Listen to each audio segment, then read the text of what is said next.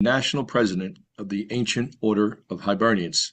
And tonight, it's my great pleasure to welcome you to our AOH History webinar on the Andersonville Project as we continue to celebrate the month of March, the Irish American History Month. Please continue to follow us on our website and social media as we continue to post profiles of famous Irish Americans throughout the month. So I'm glad to be joined tonight by Dr. Damian Shiels, our guest, and our AOH historian, Dan Taylor, who will continue with the presentation. Dan? Thank you, Sean, and welcome everyone. As Sean said, this is the second of our Irish American Heritage Month webinars for the year, and our guest tonight is Dr. Damian Shiels. Dr. Shiels is a prolific historian and battlefield archaeologist who has long had a keen interest in the experiences of Irish immigrants in the U.S. Civil War. Dr. Shiels has a bachelor's degree honors in archaeology and Celtic civilization from University College Cork.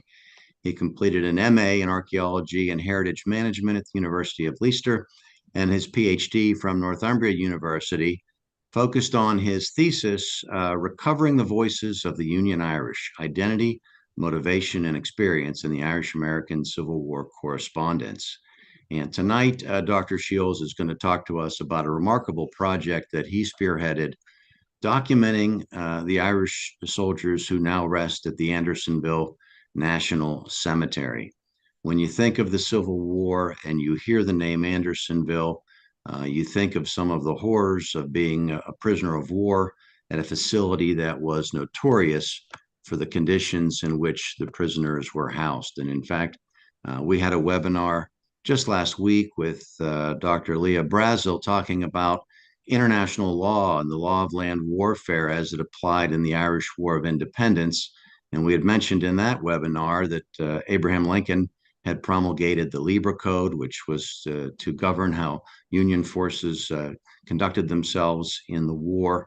And in fact, with that evolving body of international law and the law of land warfare, after the Civil War, the commander of Andersonville was actually tried and found guilty of offenses against the law of war and executed in Washington, D.C. So tonight, to tell us about the Irish who found themselves, unfortunately, at Andersonville and now rest there, is our guest, Dr. Damian Shiels. Dr. Shiels? Thanks a million, Dan, and thanks, Sean, and thanks for the invitation to chat to you again. It's good to be back with you. And nice to have an opportunity to talk about the Andersonville Irish. I'm just going to look to share the screen. So hopefully you can all see this, I hope. Yeah, so just to give you a bit of an introduction, I've promised Dan I'll try and keep it short. I have a tendency to go on for hours and hours and hours the second I start talking about the Irish and the Civil War. But I want to give you a bit of background to the project, some of the results. In fact, we were just churning out some of the new data just yesterday, so this is actually the first opportunity that I've had to discuss some of the new information that we're finding out about these men. And then I want to go into some of the more personal stories, specifically in this presentation focused on the experiences of service, what it was like for guys in the prison, what impact the prison had on those who survived it. There's lots of stories you can tell, hundreds of them out of Andersonville. You can talk about immigration, you can talk about the impact of death on families, but I'm going to keep it focused mainly tonight on the men themselves. So just to give you a small bit of background on the prison itself, if you're not familiar with it, Andersonville really becomes notorious because of a breakdown in July 1863 of a thing called the Dix Hill Cartel.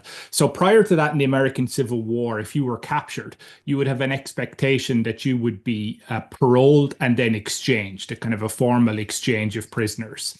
And that broke down in July 1863. We can go into the reasons for it in the discussion perhaps at the end, primarily though in relation to how the Confederates said they were going to deal with African American troops. And that led to the collapse of the exchange system. And after that, from about the time of the Battle of Gettysburg on, if you were captured, there was a decent chance that you were going to spend many, many months, if not the remainder of the war, in prison. And that creates a major problem, particularly for the Confederacy, who are struggling with the impact the war is having on their own economy. To deal with things, they have numerous federal armies coming into different areas of territory, and so they need to find somewhere to put all these prisoners that they're taking in, particularly the 1864 prisoners. And so Andersonville, in fact, only opens in February of 1864, so quite late in the war, and only operates for 14 months. And really, the mass numbers of people come through it in the mid to late summer of 1864. It actually falls away a bit after that. But the conditions, it's in very rural Georgia. We were just before the show talking about how rural it is. It's still an incredibly rural location. And it was effectively just a stockade, a simple stockade, originally enclosing 16.5 acres and then extended to 26.5 acres. But crisis hits there because of the sheer numbers of federal prisoners that are coming into Andersonville during the course of 1864 in particular. All these guys who were captured in places like the Overland Campaign, the Wilderness, Spotsylvania, Cold Harbor, and these sort of locations. And so the prison grows exponentially, so that by August of that year, there are 33,000 prisoners in it. And conditions are very bad in there.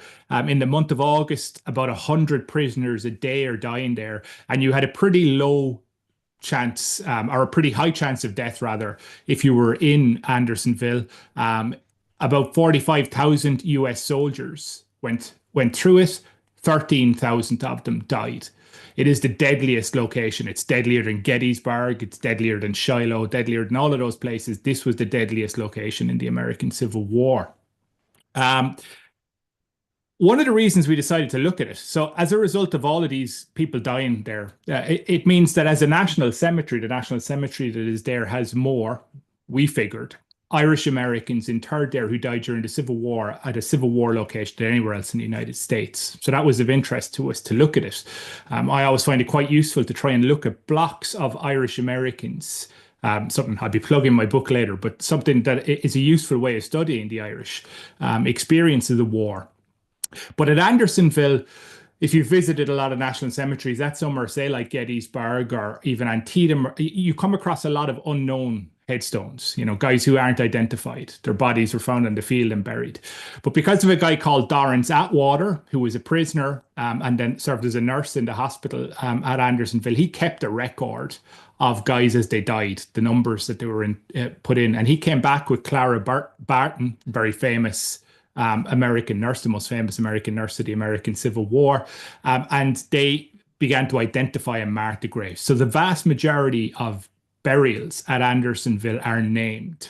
Okay, so when we were looking at starting the project, this was meant that we could find out a lot about men who were there and who died there. Just to give you a quick idea before we move on of what the site looks like today, this is a photograph. By the way, this image is a very famous 19th century image. It went viral in the 19th century, and it was drawn by a guy called Thomas O'Dea, who was from County Clare, who was a teenager, was in Andersonville. And he actually taught himself to draw after his work in the later years of the 19th century so that he could sketch Andersonville. And this became, it was all over the United States, became a very famous painting. But that's the site as it looks today. This high ground where the first prison is down into this swale. You can just see the top of the reconstructed gate there. And the stream that ran through the center of the site is where the sinks were, where the toilets were, and was a particularly bad place. This is a view just from down where the stream runs through the site and the gate, and the stone memorial for Providence Spring, which was a spring that the prisoners were called miraculously springing up in the middle of the site that they later commemorated. So the project itself, I'd always been looking quite a bit at Andersonville over the years on IrishAmericanCivilWar.com and things, but in 2020 we decided to launch a kind of a concerted look to try and identify Irish Americans there. And we classify Irish Americans on two phases. I do this in all of my work on the Civil War. Irish immigrants born in Ireland who had immigrated from there, and then the children of Irish immigrants who were born in the United States, Canada, or Britain. Okay, because there's a cohesiveness to Irish communities in this period that means that if you're the children of Irish immigrants, you're likely to live with other Irish people, you're likely to marry other Irish Americans or whoever it may be, and they stay very cohesive in this period. So they have an Irish identity. When you go a bit further out from that, it becomes a bit murky as to whether they identified themselves as Irish. So we wanted to identify them both through our own research and through crowdsourcing by appealing to people. And we wanted to create a database so people could access this and an interactive map, which I'll talk a bit about later. But I think we're up to about 450 odd locations on Ireland. You can go and explore that map and go down to localities. Every county in Ireland is represented. These are places that are connected with individuals who are interred at Andersonville. And we wanted to see what looking at them could tell us about the experience of the Irish soldiers there, of their experience in the military, particularly guys in the later war from 63 on, guys who often don't get a lot of attention, and just generally to increase awareness of Irish American service. We had a very moving and special event in 2023 that came out of a result. Our outputs have kind of been going on since 2020 and quite regularly. We're at our most major one now, but it's been continuing since then. But we dedicated a memorial at Andersonville National Historic Site, and it's actually the first memorial in the United States at a Civil War site that was funded by the Government of Ireland and Northern Ireland Bureau together. Professor Nicholas Allen, photographed on the left there at the University of Georgia, had a very big part to play in that, as had the Irish consulate in Atlanta, who've been big supporters of the project.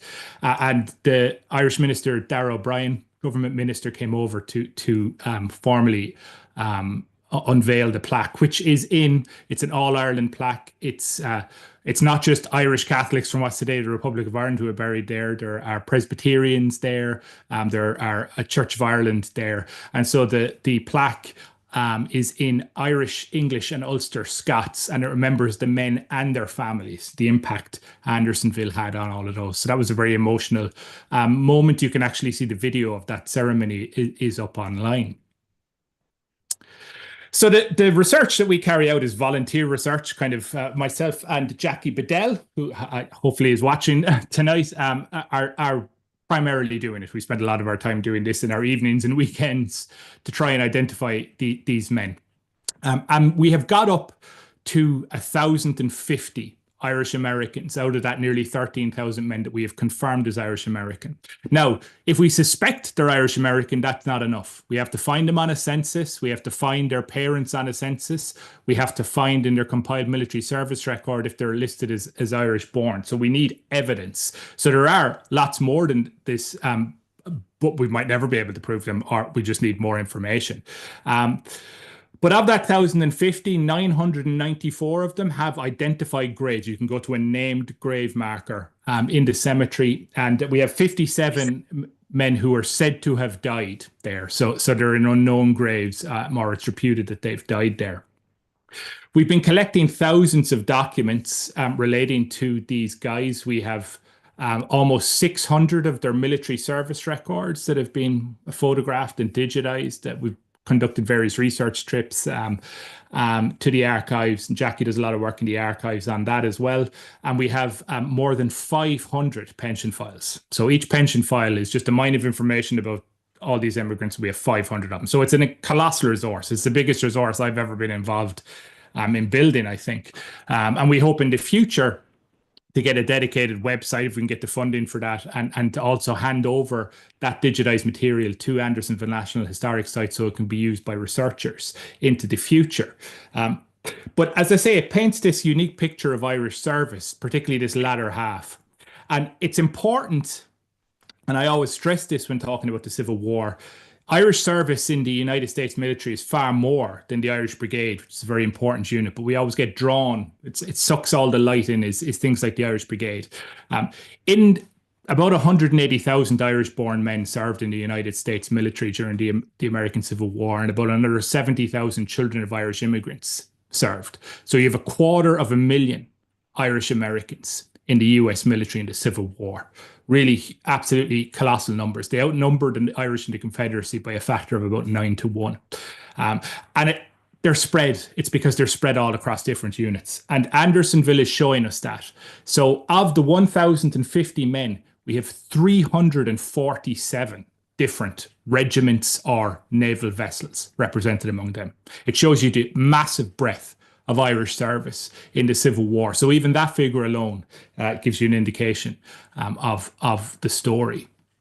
I'm going to take a quick run through some of the stats, but they are quite interesting before I just dive into some of the kind of more personal stories in relation to what we've been finding out.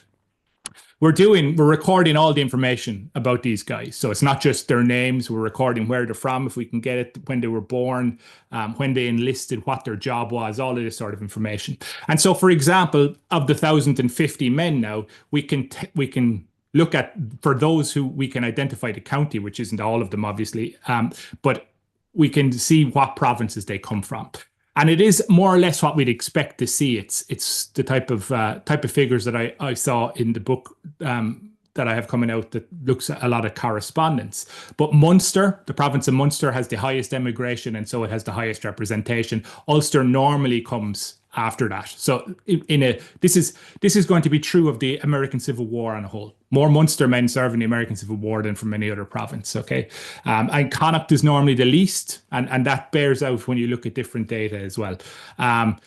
Because it's more difficult to identify and prove the children of Irish immigrants, obviously, if you're looking for solid evidence of somebody being Irish American, it's more difficult to find out if they were born in the United States that their parents were Irish. Okay, so as a result of that, most of the men that we've identified were born in Ireland, about 87% of them, with the remaining 11% in the United States, Scotland, England, and Canada.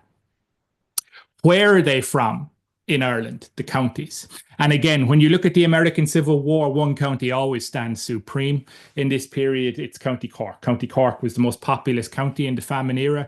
It has huge immigration, and you can see it's way out in front here in the Andersonville Irish. Interestingly, Dublin, which is a county not often associated with immigration, and if you tend to just look at classic Irish surnames, you don't necessarily identify the Irish, because a lot of Dublin names could be English names or American names as well in this period. Dublin is very high when you start looking at things like Andersonville, which is a really interesting outcome of the project. So you can see the number of Dubliners who are coming over. And then places like Kerry, Limerick, Donegal. Some surprises. Tipperary is quite low. Tipperary normally has a high representation in Civil War service, but we haven't identified them as confirmed Tipperary men as yet. But the main takeaway there is Cork is hugely dominant. Where do these men serve from? When you're thinking about the American Civil War, there is one state that stands supreme above all others. It is the most important state. It's the place where, if you were there in 1860, 1 in every 4 people you would have met in New York City would have been born in Ireland. And it is borne out incredibly in Andersonville, where nearly 42% of the men we've identified came out of the state of New York. And in fact, there's really a big three. And it's true of this period, even though we think about places like Chicago and things now as well. There's no comparison in numbers between New York, Massachusetts, and Pennsylvania. These are always the biggest three in the Civil War. A slight caveat there, Pennsylvania have some pretty scatty American Civil War records. Realistically, they should be higher than Massachusetts, and I would say they would be, but Pennsylvanian records tend not to record nativity, place of birth, quite as well as some of the other states do. And so we've struggled with some of the Pennsylvanians, but it gives you that idea. And you can see over 70% of the men are represented by those 3 states, and the fall off is massive. Illinois has only 5% of the men. That's mainly to do with population, but also partly to do with, because the Irish are serving mainly in these states, they're mainly serving in the East, with the Army of the Potomac, a place like Gettysburg, and through the Overland Campaign. And those campaigns in 1864 cause colossal casualties and mass numbers of prisoners of war, far more than happens in the Western Theater with Sherman's push towards Atlanta. Okay. Also, and again, I was only just started looking at these yesterday because we've begun to get the numbers together. We can start looking at things like the occupation, and you can see how many of these men are working class at the very low end of the strata, the laborers and day laborers. Nearly 40% in New York, a bit over in Pennsylvania. You can see the guys who are working as farmers or farm laborers as well. Highest in New York. New York has a fairly large number of rural Irish as well as urban dwellers. One of the really interesting ones here is Massachusetts for boot and shoemakers. Huge boot and shoemaking industry in this period. The Irish are all over that, working in a lot of them in factory settings. And those factories, particularly early in the war, struggle. They lay people off. And when these guys are laid off, and if they're keen to fight for the United States, or even if they're not from an economic perspective, it encourages them to enter the military. When do these guys enlist, the Andersonville Irish? So this is just a map that shows, a graph that shows you their date of enlistment. So the Irish don't enlist in kind of even amounts. There are two big spikes whenever you look at the Irish when they enlist, when the Union is calling for mass numbers of volunteers, and it's in the fall of 1861 and the fall of 1862 are the two normal big spikes you see.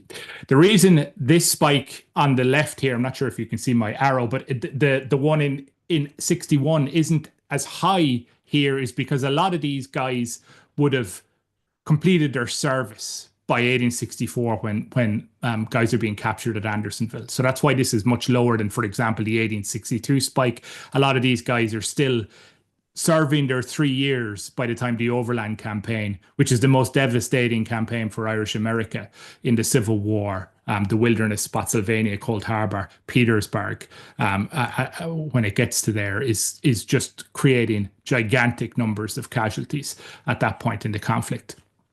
But you also see these later spikes, and these spikes in the summer and fall of 63 and into December are to do with the draft. And not necessarily men who were drafted, but men who were serving as substitutes. You get lots of Irish enlisting for economic reasons to serve in place of someone who has been drafted. So massive numbers coming in due to that as well. Where are they captured?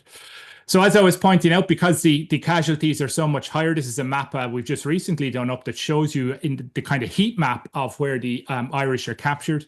It's overwhelmingly in the Eastern Theatre. There are some spikes in the West. The big circle you see in the middle there is Chickamauga, the second largest engagement of the Civil War.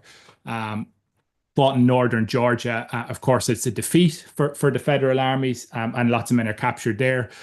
But the Western Theatre is where it's at really, and the Wilderness, the 5th and 6th of May, is the single largest battle.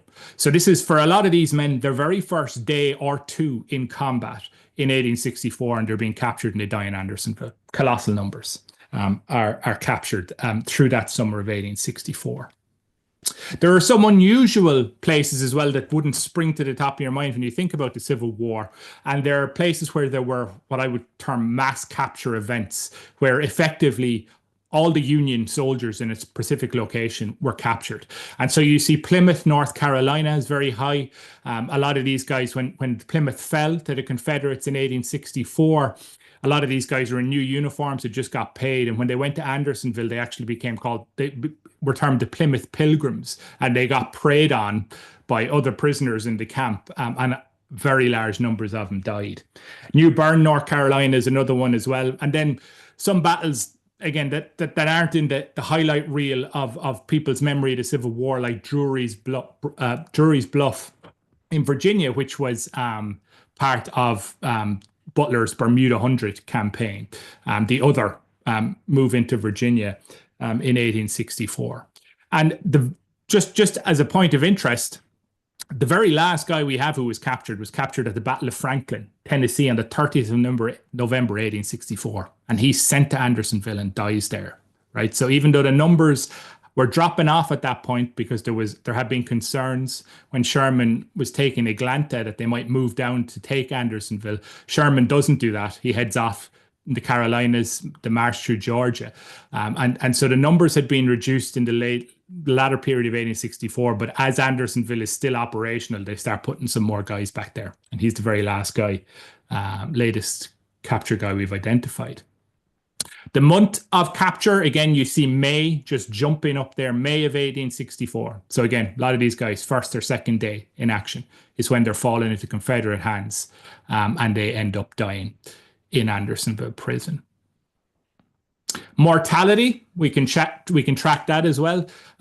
This when guys are there, as I was mentioning, August was the deadliest month, and that's when you see the biggest spike of the Andersonville Irish guys dying. And the 15th of August is the single deadliest day we've identified so far. 19 of the men died on the 15th of August, and there's a representative from every day in the month of August there. So the summer heat, the massive numbers of men in the camp, and just the long exposure that a lot of these guys had. And the guys who had served, who had been captured earlier, like Gettysburg, Chickamauga, 63 and everything, had a significantly less chance of survival than men who were captured a bit later on. What are the worst affected units? Again, we might expect it to be ethnic Irish units, but I've marked with a little shamrock here those units that you could deem to be ethnically Irish, or that had a strong Irish personality, if you like, and they're not in the top. The very highest is a unit, the 99th New York, which is absolutely rammed full of Irishmen. But I don't think very many people have ever heard of it. But you can see how the location matters. New Bern, huge numbers of them captured together. Plymouth, 2nd Massachusetts Heavy Artillery, big numbers captured together. And these big heavy artillery, bigger units than standard regiments, a lot of these guys are being captured through the war. But it's what it's showing us is just the degree of very heavy Irish representation in units that we do not consider ethnically Irish. The 99th New York is particularly interesting in that. The two ones at the bottom are both in Corcoran's Irish Legion, the 155th, 164th. The 69th New York needs no introduction. And the 13th Pennsylvania Cavalry, lots of them are taken, and they're not an entirely Irish unit, but they do have an Irish identity. Okay, so what about their ages then? So this is quite interesting because the average age of a Union soldier in the Civil War is 25.8 years. That's the average age. We found at Andersonville, the average age of death was 30, and the median age, which means, half of the men were older than that and half were younger, was 29. So you're seeing older men are more likely to die. And in fact, nearly 50% of the Andersonville Irish who died were 30 or over at the time of their death. The youngest we have was at most 15 and more probably 14. He was a guy called Martin Quirk in the 1st Massachusetts Cavalry, the American-born son of Irish immigrant parents. The oldest we've identified is a man called Edmund Wool from Ballyfahan, near Cork City, who seems to have been born in 1800 and was 64 when he died there. The oldest man with a named headstone is John Griffin, who was 56, and he served in the 40th New York, known as the Mozart regiment, a Democratic Mozart Hall regiment that had large numbers of Irish in it as well. So, some of these guys were fairly old by the time of the famine even, but they're dying in Andersonville. So you can imagine many of them had experienced the famine and are then experiencing incredibly similar conditions in Andersonville that's leading to their death. All right, I'm going to spend just the next few minutes of the talk. We're not just looking at the guys who died. We're trying to expand it out. The hope is that we'll do a book on it, but to use the information we're getting from pension files and expanding it out to look at the Irish experience generally, to get an understanding of what it was like for Irish guys inside there. Did they do things like band together, for example? And then look at also a bit at the long-term impact on Irish men who survived. And we do have some diaries from Irish men, and This is actually a photo. When I was doing research there, I got the opportunity to actually stay on the site. You get locked in. You're the only person in Andersonville when you're there. So you can take, this photograph I took at night over the gate. It's quite an incredible experience to be there and be able to walk around the site late at night when there's nobody else around. But Patrick Kelly was an Irish immigrant. He was in 106 New York. He was around 27 in the summer of 1864. He'd been captured at Cold Harbor. I'll just read you a couple of extracts from his diary. He arrived there in mid-June when he said, some men had paper and pencils that they were recording things as they went. Others recorded their recollections afterwards, but they're much less trustworthy. Kelly, in mid-June, and I quote, he says, "We were filed into the prisoner's pen situated in the meanest location in Georgia for prisoners, worse than a hog pen." He spoke about how he and his 5 tent mates had to eat, sleep, and cook upon 6 feet square. The 4 men that occupied this ground before us have all died. And then classic diary entries that are quite short and to the point. June 17th, still raining. My health is good. Today we had half rations stolen by a gang that keep fat by stealing rations. June 27th, heat excessive. My head aches bad today. I just eat 1.5 pint of mush, all I expect for 24 hours. Saw 1 man hung today outside the stockades. Reason unknown. July 9th, feel very unwell this morning. Nothing of importance today. Prayer meeting this evening. August 15th, pleasant and warm. I feel some better this morning. I see some signs of scurvy in my mouth. Dysentery bad. Stones of my mess is pretty low. It's one of his comrades' stones. September 12th, very warm. Health poor. Slight fever. I think we go out of the bullpen tomorrow, hoping he's going to be exchanged. September 17th, still in the bullpen. Little hopes of getting out alive. I have a fever and nothing to help me. They have stopped taking out prisoners. September 19th, cloudy, my health very poor. I begin to think I cannot live but a few days. Then there's an entry in another hand after that for September 22nd that says, today rainy, Kelly growing worse, can't live long. And Patrick Kelly, who wrote that diary, died the next day on the 23rd of September 1864 at about 3 a.m. in the morning. And that's his grave there at Andersonville. And his diary was taken out of there and it was published by his wife in the local newspaper afterwards, which is why it survives. So that just gives you one indication of what those diaries can tell us. But I want to touch on another one. This is Michael Doherty from Falcarring, County Donegal. He earned the Medal of Honor during the American Civil War, but he was incarcerated in Andersonville. This is an image, by the way, taken in August of 1864 of the conditions there.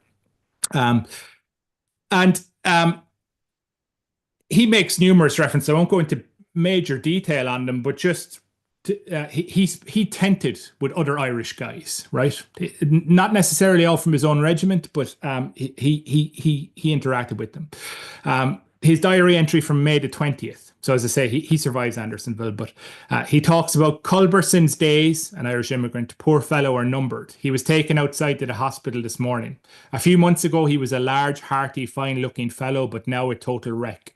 It is not always the largest and the strongest that can stand it the longest. I am weary and sick in body and mind, and don't care whether I write anymore or not. So that's John Culbertson's grave there on the left. He died on the 14th of June. One of the other people that Doherty references comes in this diary entry on March the 10th. I'm no better today and cannot do anything. Walter Webb gets my rations and makes a little coffee for me out of corn meal. And Walter Webb's an interesting guy, Irish immigrant, served in the same unit. He was a sergeant in Doherty's unit. And this is a letter on the right that we got in part of our National Archives research, written by Walter Webb to his wife, Mary. He's asking for a box. It's written on the 30th of April, 1864. He says, my health remains good, thank God, and that is the principal object in a place like this, where there is so much sickness and suffering. I would have written to you long ago, but expecting from day to day to be paroled and exchanged. There's consistent rumors all through this period that they will be exchanged, that there'll be a deal struck with the Confederates, and that they'll get out. And a lot of them blame the federal government for not getting that done. Webb continues, it's useless for me to say anything about our mode of living here, even if I was inclined. Our distresses are well known at home by this time, I suppose, and very little done as far as we can see to alleviate them. I wanted to show this letter for a couple of reasons. One, that you could get letters out of Andersonville, and two, because of who Mary is. Mary had a brother who you might have heard of called Jeremiah O'Donovan Rossa. She's Mary O'Donovan Rossa. Walter Webb is Rossa's brother-in-law. And Webb, because of his health, this is actually a discovery of the project, because of his health after the war, moves from Pennsylvania down to Charleston in South Carolina. And one of the people who moves with them is Jeremiah O'Donovan Ross's mother, Webb's mother-in-law. And Jeremiah O'Donovan Ross's mother dies in Charleston and is buried there. And the reason she is buried there, as far as we can tell, is because Walter Webb was in Andersonville. And the impact that that had on him meant he had to move south for warmer weather. So, you know, that's, these stories tie in with the greater narrative of Irish history, if you like. I do want to just touch on three other men that Michael Doherty published his diary that has some inaccuracies in it later. It became a big industry to publish your diary from Andersonville in the late 19th century. He didn't publish anything about any of these three fellas: Peter Toner, Fargal Gallagher, which is Fargal Gallagher. That man's family had trouble getting his pension because they had to show that that's his Irish name. They had to say that's the Gaelic Irish name that he had in the old country, because he was known as Frank in Pennsylvania. And John Burke.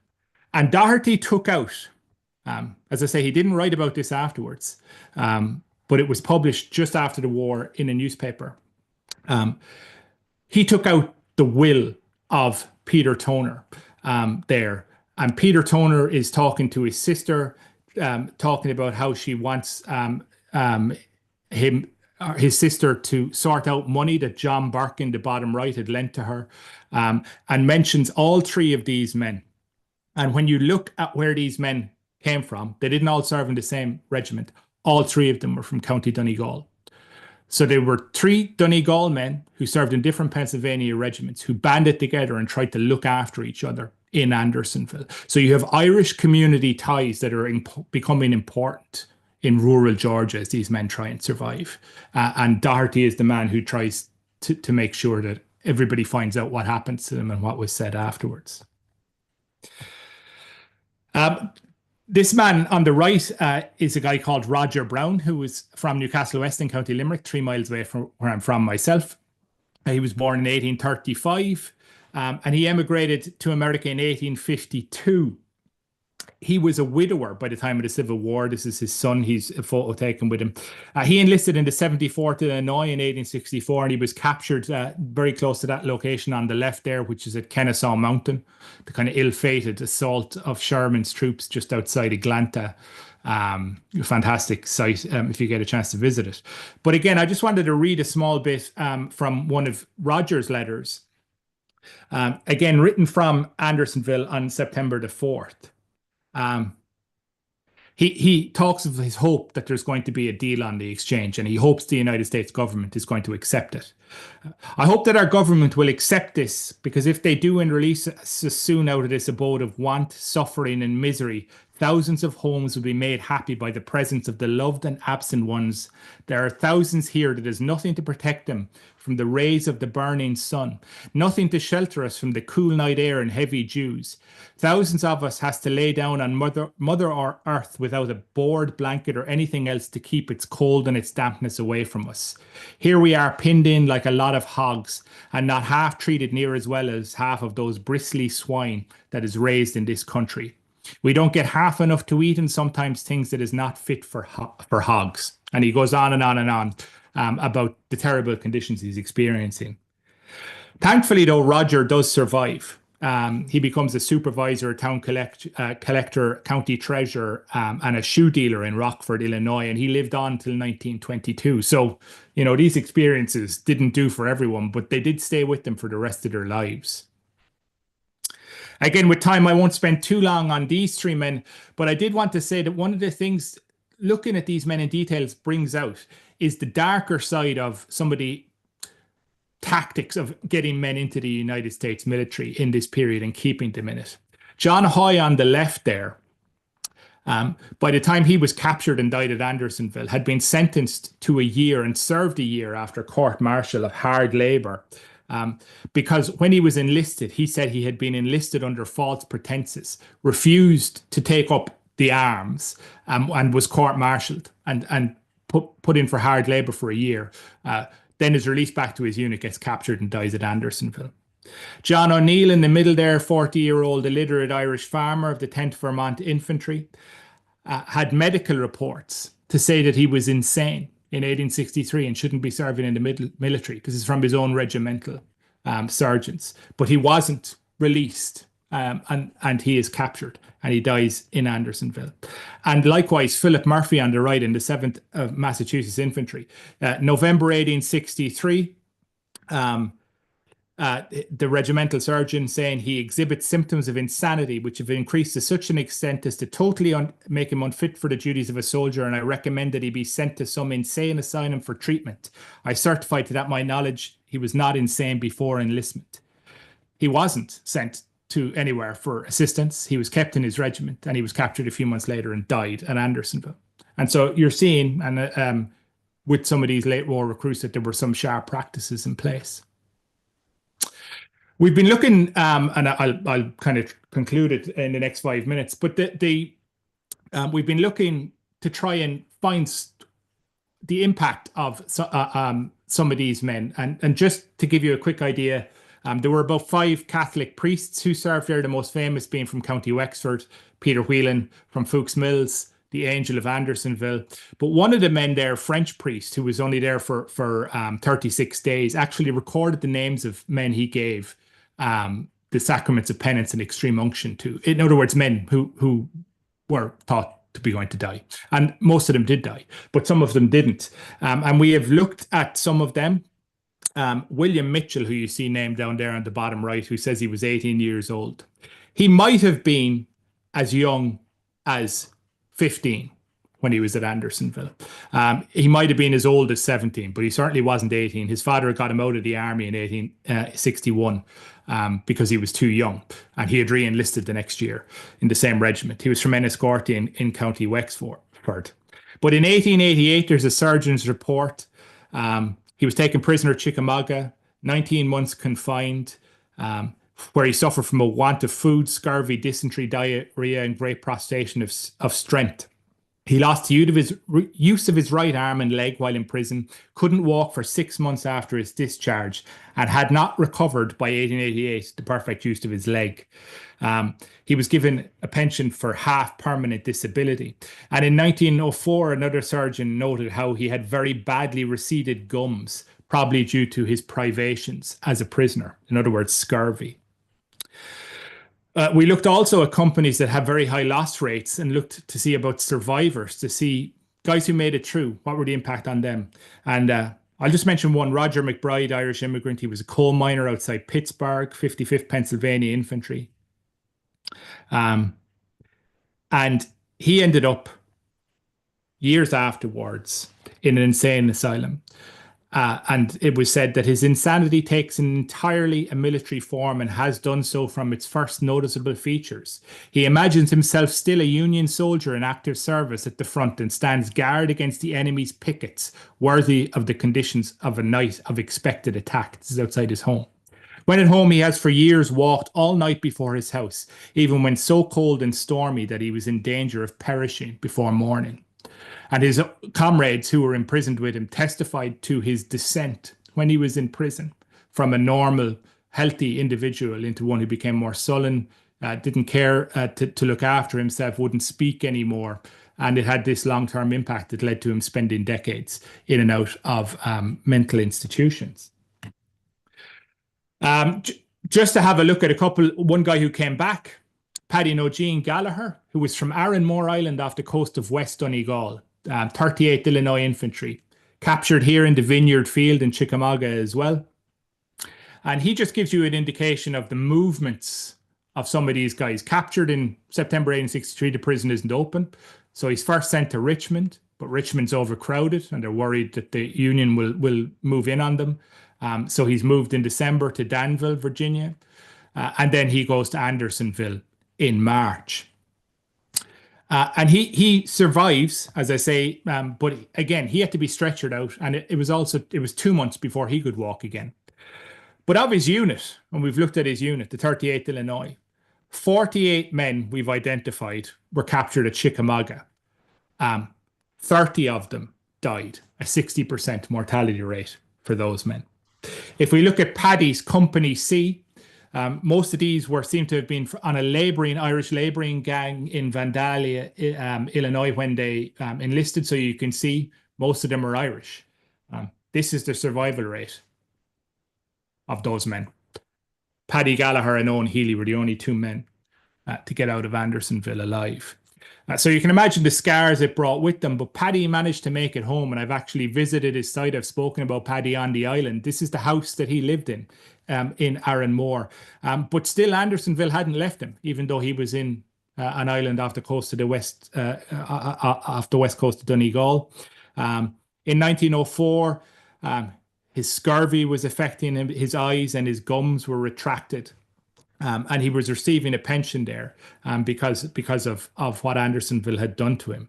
But he survived all the way through to 27th of October 1920 and is buried in the local cemetery there. And finally, we've been able to do this with a couple of these men back to Ireland. We've actually been able to identify the house that these men were born in. Robert Ballantyne was a Presbyterian, a 40-year-old immigrant from Glenlark, County Tyrone, when he enlisted as a carpet mill worker in Hartford, Connecticut, but he was captured at Plymouth and died at Andersonville on the 6th of September 1864. But the building you can see in the bottom left of that field are the ruins of the house that Robert Ballantyne grew up in back in Ireland. So you can take this story back. I'll be visiting, I hope, a site of a house quite soon in West Cork in the next couple of weeks of a man who died in Andersonville, and his mother claimed a pension from Ireland because of her son's death. And if you want to check out some of those men, you can look at the interactive map. That's 445 different points where we know the exact townland or town they're from. It's put on the exact spot where they're from. If we only know a guy is from a county, they're represented in the county town of that county. But it has a photo of their grave and some of the details of their service, and you can check that out at the Andersonville Irish page on the Irish American Civil War site. And I did, as I mentioned at the start, we're hoping to continue this work, hopefully do a book, and then we hope a website, an interactive website where you can explore more of it. And finally, if you are interested in finding out more about the wider experience, I did promise I was going to do a shameless plug. My book on the general service in the Union military, where I look at hundreds of different letters written by men across the US Army, is out next month. And pre-orders are always very good for getting it as widely as possible. So at your favorite booksellers now. So I leave it there. Thanks so much. Thank you, Dr. Shiels. That was really fascinating insights into the Irish experience at Andersonville. I want to commend you and your colleagues for the work you're doing to make sure that the stories of these men are not forgotten. And we do have some questions from people who are following the webinar live now. And some of it you may have addressed, but Patrick Miller asks, when the camp was active, is there any record of activity such as meetings among the prisoners? You mentioned the Donegal prisoners who I think tented together, but what have you learned about camp activity? Yeah, so I mean, there is quite a lot of activity. There's a sutler there. You can buy things if you have enough money. That's one of the reasons I was mentioning those Plymouth guys who come in who have money, so you could get stuff if you had enough money for it. Patrick Kelly, whose diary I was reading out, who unfortunately died there, he makes reference to them having to pay 50 cents an hour, which is a lot of money in that, particularly in a camp, to hire an axe so they could construct, and then he says, or at least what they called an axe, so they could try and construct a shelter. So there's an economy going on there. There's people are grouped together officially for food in messes of a group of people. I think it's around 40 normally, and they would go, and their representative, the sergeant of the mess, would go and get their food every day. And of course, then there are things like gangs formed there. The Andersonville Raiders are the most famous, who do have a distinctly Irish character, actually. And a number of them were Irish. And so there's always questions as well about that. But like police units are formed out of prisoners there. The prisoners conduct a trial of those raiders that leads to the execution of those deemed to be leaders.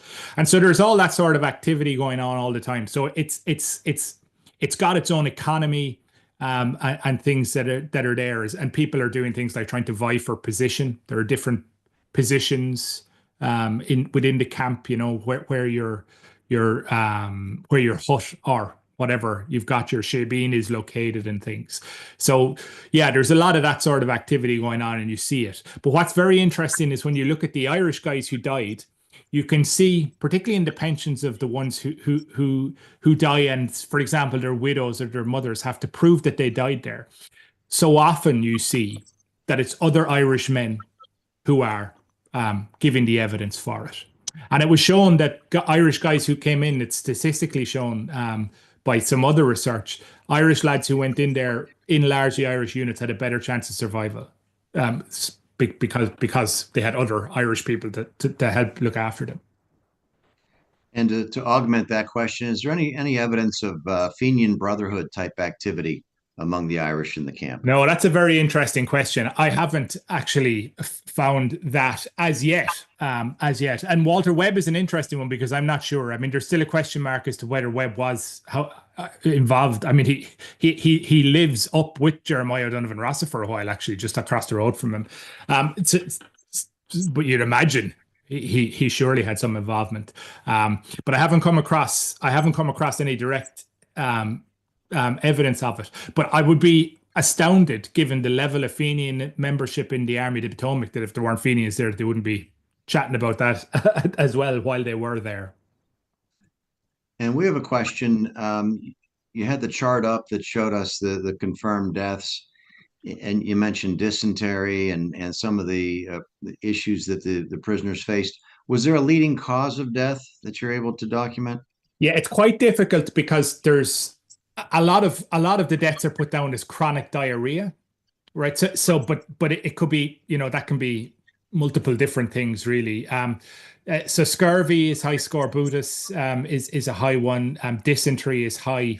Chronic diarrhea is probably the most common that I've seen given for them.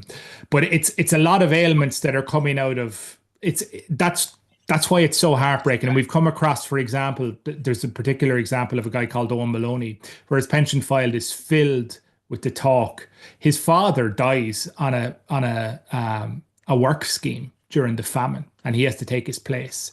And all the people in the pension file are people who were on the public works scheme during the famine and everything. And Maloney dies in there of the same diseases that his father died of in the famine. So it's the same sort of stuff where your body is, you tend not to die of hunger. You die of something that is going to impact you, like dysentery or these digestive diseases. And of course, they're getting the water from the same area where the sinks are. So that's causing devastation to them as well. So yeah, they would be the main ones. And Dr. Shiels, have you made any study of Irish prisoners who maybe were released from Andersonville or sent elsewhere, and what their fate was? Yeah, so plenty of them get out. Some escape. Some unfortunately get out of Andersonville only to die elsewhere. Quite a lot of them die at places like Camp Millen or Lawton after they get moved out of Andersonville. As I was mentioning, a lot of these guys are moved in kind of the fall of '64. Some of them get all the way back to Union lines and then die in Maryland and places like that before they get home. There are a couple of interesting examples in later in the camp's life. The 10th Tennessee Infantry, which was the only fully ethnic green flag carrying regiment in the Confederate Army, actually came into the camp to try and enlist Irishmen into the ranks of the unit.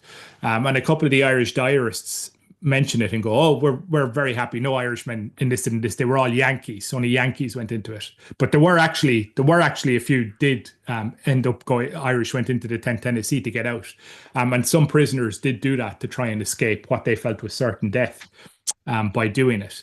But as I say, some escaped. There's a photograph of one of the bloodhounds that was used, which was used by slave catchers in normal times, and but some men did get away that way, and a lot of them get kind of marched and traipsed around the south as the Union armies are moving around.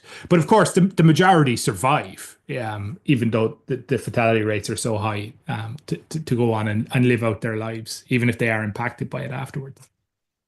We have a question, Dr. Shiels, about some of the sources for your work, and the viewer wants to know, are the letters that are found in pension files, are these things available online? Do you have to go to Washington, D.C. to find some of this material? So it's a mix, right? So, and Jackie's there. Jackie will be able to correct me if she's there. But more or less up to about 18 pension files up to in and around the year 1870. Widows' pension files are digitized and available on Fold 3. Now, your problem if you're looking for letters, though, that's why it took me 10 years to do it. You can't go, I want to look at letters, because it's just, John Smith and then his unit. So you have to look inside the file to find it. But for many of them, if you're looking at a veterans file, so for example, the Walter Webb letter there, that's we pulled his file during a research trip there. So for veterans pensions in the army, they're not digitized and you have to go there. And for any widows' pensions, dependent pensions after 1870, you have to go to the National Archives to look at them. So it's a mix, and we combine the two approaches. And Dr. Shiels, Andersonville has a notorious reputation for the death of so many of the inmates. Are you able to compare and contrast, for example, Union treatment of Confederate prisoners during the war with what happened at Andersonville? Yeah, so Andersonville does stand alone. Now there is, it's Elmira, I think, is the one in the north, has a very high death rate as well. Like very, like it's serious. So nobody's coming away with any laurels. But Andersonville is particularly horrific, and there are reasons for that. Effectively, the Confederacy is collapsing when Andersonville is set up. That's the reality of it. So they're unable to sustain this. Of course, their priorities are not looking after all these guys in the middle of Georgia when they're trying to look after, the men in the army in Northern Virginia or whatever. And so there are questions to be answered. You were referencing at the start about Wirtz, who was a Swiss immigrant actually, who was executed after the only one. Like Wirtz, really, he wasn't a great guy, but Andersonville didn't happen because of Henry Wirtz. There were guys above him who should have done more. But yeah, so some of them. There is the Elmira thing, but there is a serious problem. If you look at a lot of the death rates of places like Salisbury, and I mean, if you look at the Irish, you just see them all over the place, are dying in these camps, just because the Confederacy from 64 on cannot sustain them. So. And Dr. Shiels, you showed us a graphic representation earlier in the presentation as to where these Irishmen were captured. Can we assume that they've made their way to Andersonville by rail typically, or by wagon? Yeah. How do they get them there? By rail, and the rail line is still there. And they actually have little footsteps you can walk in. This small little village, it's still very, very small, of Andersonville is out, and you can follow in the footsteps that they came, where they would have walked from the rail lines coming out. And so that's one of the, like, some of these guys think, oh, maybe we're being exchanged when they're sent down there. Like, that's one of the awful things about it. The consistent hope, maybe the trains are coming to take us away this time. And those rumors just emerge again and again and again and again. But yeah, rail lines, true. Of course, it took quite a while because, the rail lines are a bit disjointed and disconnected, particularly at this point in the conflict. But a lot of them would have come more or less directly out of Belle Isle, up in Richmond, which is where a lot of them would have been held, particularly those guys. I'm talking now about lads who were in Gettysburg, those late 63 people. And so some of those captured later in 1864 would have been more or less direct down there. But yeah, rail journey.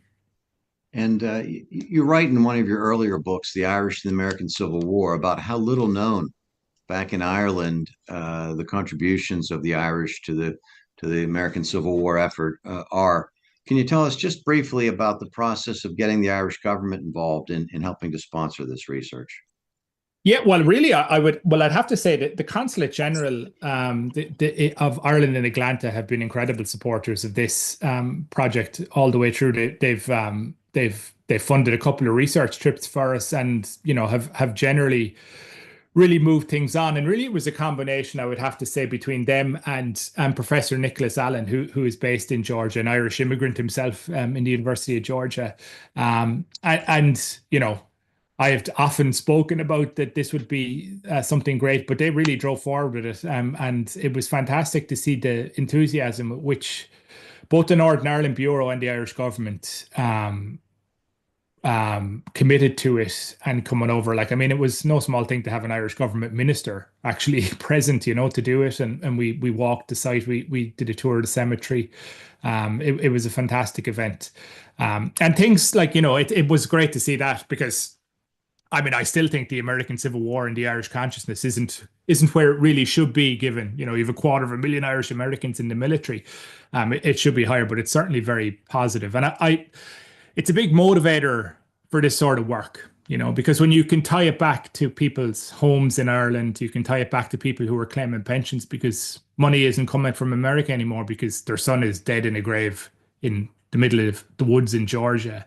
It makes it a lot more real, and you can see, and also what these people, because of the sacrifice they made at that period, what they've left us in terms of historical record. I often reference this, like, there is no record in Ireland or anywhere else about ordinary Irish people that anywhere comes close to what has been left behind because of these men dying in the Civil War. Because you can find out, if you want to know about 19th century Irish women, it's in the pension files in the National Archives in DC. They've left behind their stories because of their service and often because they died. And so hopefully the more people are aware of that, the more it kind of does build that consciousness. So that memorial really was a very big step. So I was really pleased to see that. Well, Dr. Shiels, it's always good for us to be with you. Your work tends to coincide with one of our missions, which is to perpetuate the history of the Irish people and in Ireland and here in America. We have many members who have family histories. I suppose that if anyone has any information that might bear on this subject, they should feel free to be in touch with you. Oh, absolutely. Yeah. We'd be very keen. If you had a family who was in Andersonville, if they survived it, or you have any information about them at all, very keen to hear from you. And the email is on the page. That's the shielsheritage@gmail.com. If you drop us a line, I'd be very keen to add that information to our database. All right. And this has been a very informative hour, a little bit more than an hour. I'm going to turn things back now to our national president, Sean Pender, for any closing comments. Fascinating, interesting presentation that kind of highlighted the humanity of the situations, the hopefulness of the people, the documentation, and the good work of others who've tried to save that. I would add that on the call tonight, we have a James Lawler who said that his Michael Dougherty was his great-grandfather. And also, I'm not sure if you know that Michael Dougherty is a historical figure within the AOH locally here in New Jersey, Bristol, and Pennsylvania. He was helped found the division in 1883. And in 1892, they moved into their current hall, and it is still there. It's the longest single location division hall in there, and they have some great records from Michael Dougherty, some of the minutes that he spoke, and you could tell in that letter that his penmanship was very good. Unlike mine, you could just see it. So I'm sure that if you were ever in the area, the brothers from both Bristol and also Pennsylvania would love to have you there, because that's a true connection too. He went on to live in 1930. He's commemorated not only by the Congressional Medal of Honor, I believe, but also a lovely statue in the town. So there is a great tie-in with the Hibernian. It's long been on my list. Yeah. That's great, Sean. Yeah, thanks. No, we'd love to have you. And with that, I'd like to thank all that joined us tonight. Thank you for coming on and for learning more about our history. And remember, we'll be doing more profiles throughout the month of March. And Dan, thank you so much. And Damian, again, thank you for all your tireless work on this effort and preserving our history. Thanks so much for having me, guys. Thanks. All right, and for our viewers, the book is Green and Blue, and it's out, I think, next month from LSU Press. So look for that wherever you buy good books. And with that, thank you, everyone. And Chris Cook will take us out now.